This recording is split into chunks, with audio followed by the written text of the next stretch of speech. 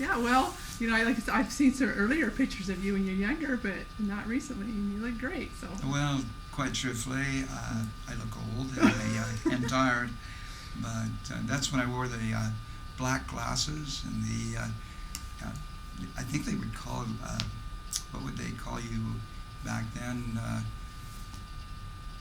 A nerd, if I'm not mistaken. That's right. I think that's the word. Yeah, yeah.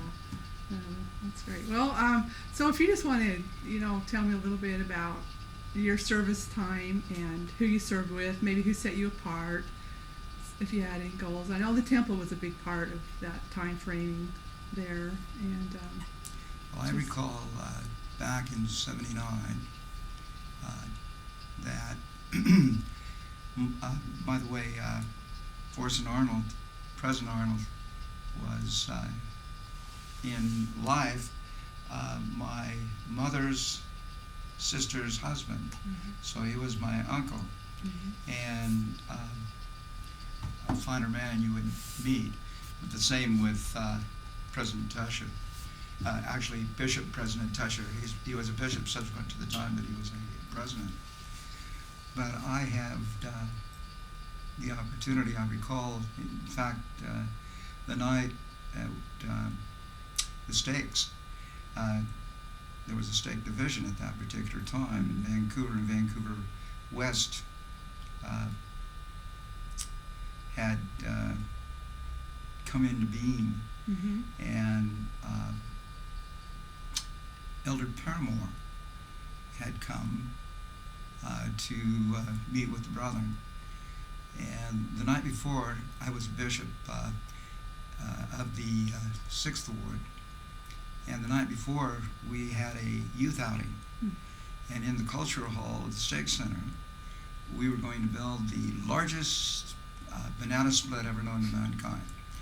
And we did. We had a trough running up and down we probably could have made Guinness Book of Records, but we didn't get home after we took everybody back, and we didn't get home probably till about 2 or 3 in the morning. We had to be back at the church at 7 o'clock.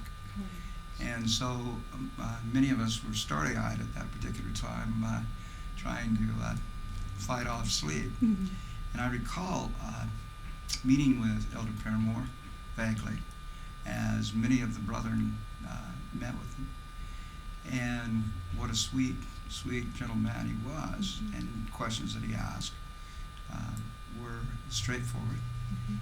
And you only met for like 10 to 12 minutes. Everything was down to a science.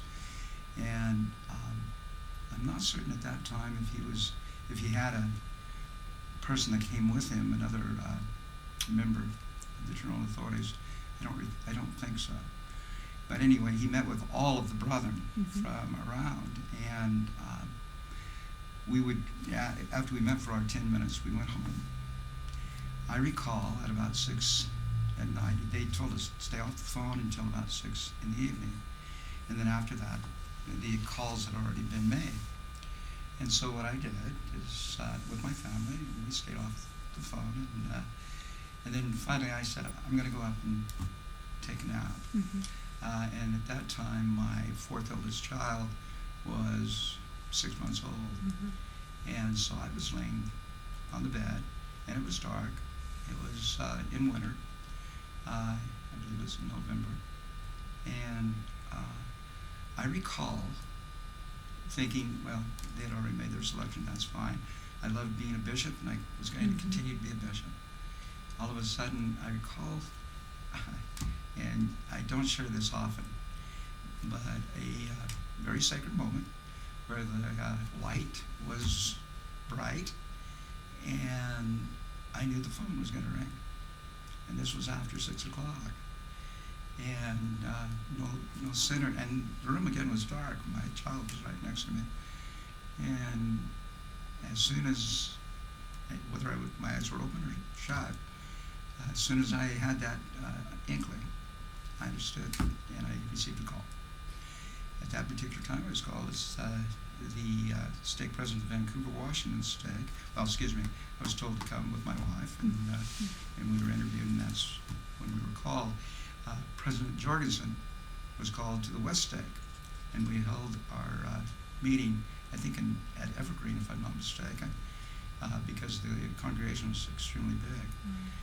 And so the challenges that we had, Don Hartley was my first counselor, Steve Sorensen was my second counselor. I believe Bart Hall was my executive secretary. And the challenges we had is we had one building, the Stake Center, on the east side, and we had the 99th Street building on the west side. And we had to find housing for these, and we had the Washougal buildings, pardon me, the Washougal building, and that's what we had. What our main objective initially was to try to get up the necessary wherewithal to be able to house, my apologies, to be able, she can call okay. to be able to take the wards. Vancouver Stake had 6 wards by themselves, and we had Washougal plus 6 wards, so my apologies, we had 7 wards total, and we had, so we would run from 8 in the morning on block plan, and every 2 hours, and you can imagine at the end how tiring the children would be just to have to endure being there that late. We tried to use the school. School indicated for a while it was okay, and then we couldn't. So that's so in that Stake building. I remember being a young person building that building. I don't think it could be destroyed by a nuclear direct hit, because we were pouring cement down the blocks of the walls in the Stake Center. That is a well-built building, Is it? and it will last the millennium, I'm certain. In any event, that was our first criteria, was to find places for to house. Back then, we had to pay 30% of any building. We also had the farm, a farm out in Woodland, which we had to come up with funds to run the farm. Our saints were being taxed substantially. President Sweet Dear, President Spencer Kimball decided that we were pricing people out of the church, and that changed subsequent to that time. But I recall before then, we had $15,000 in our treasury. We needed $350,000 in order to build a building up in Prune Hill.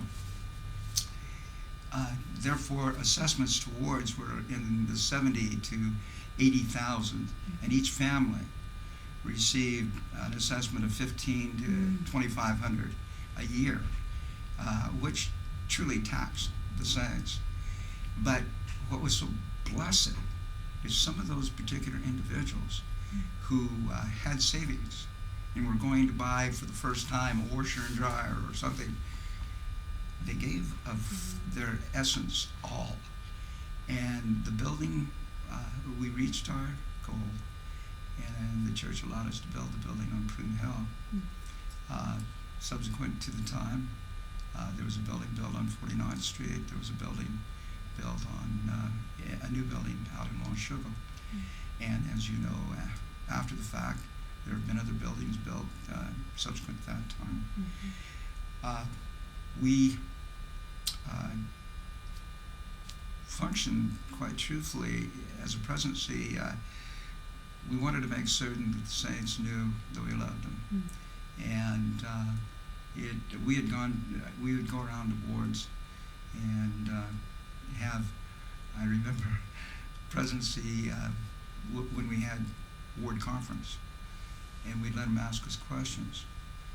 And you can imagine there were some delightful questions that were asked, but it built us up also, and it strengthened, I think, hopefully the stake. We had our stake offices were not as they are at the present time. They were there was a module placed out on the southern portion of the parking lot, and we would hold all of the stake meetings out there in the module.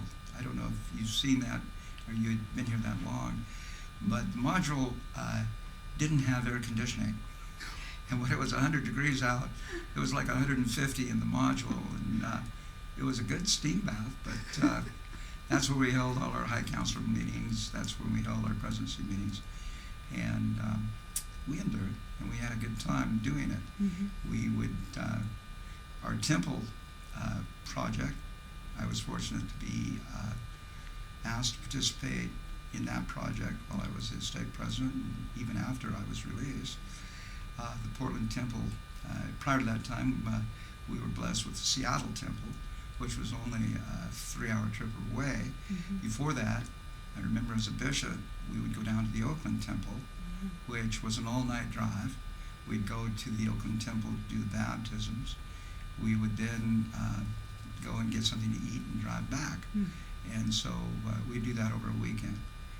But the Portland Temple was a high priority. Again, there was contributions, but it was such that they flowed. The saints were very responsive. Vancouver, quite truthfully, has some of the most valiant, dedicated, beloved members, I think, that the good Lord can see and have in His spiritual army. I can recite names, and I would be remiss to do so because there are so many. I think, and I'll just mention a couple. Mm-hmm. I think of the Smiths, and I think of the Horrockses, and I think of the Tingies. Those are just 3, but I think of so many more Mm-hmm. that have given and continue to give of their time and their talents. And I think their rewards are truly waiting. Anyway, that's those are my recollections. Yeah. I know that it was a quick, slow, extremely fast, not so, 10 years. Mm-hmm. Mm-hmm.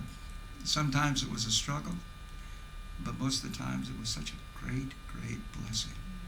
And to see people change, to see the love expressed one to another, Mm-hmm. to see, if you will, the Lord's work progress. Right. Yeah, if you ever had a doubt of truthfulness, experience those 10 years and see what can be done with devotion. Mm-hmm. Yeah, it's great. I appreciate this. Yeah, you're the second person that has said that about people here. You know, and I know all these people very well. My husband actually serves. You know, I don't want to overlook a couple, but my counselors, Don Hartley, Mm-hmm. President Hartley has served in, I don't know how many presidencies, Mm-hmm. as an executive secretary, as first counselor to me, and I believe, if I'm not mistaken, to President Garner. Mm-hmm. The Gillespies and what they have done for the area. I was thinking of the Bears. President Bear is the salt of the earth. Mm-hmm. And I think he's soon to depart, if he's not already departed, to become Temple president Mm-hmm. in the Dominican Republic. If you ever want to be on the right side and with the winning team, and you want to see the glow, hang on to his coattails along with his beloved wife, Joanne. You'll find that the Sorensens, Steve and Joanne, and what they've given and what they've done.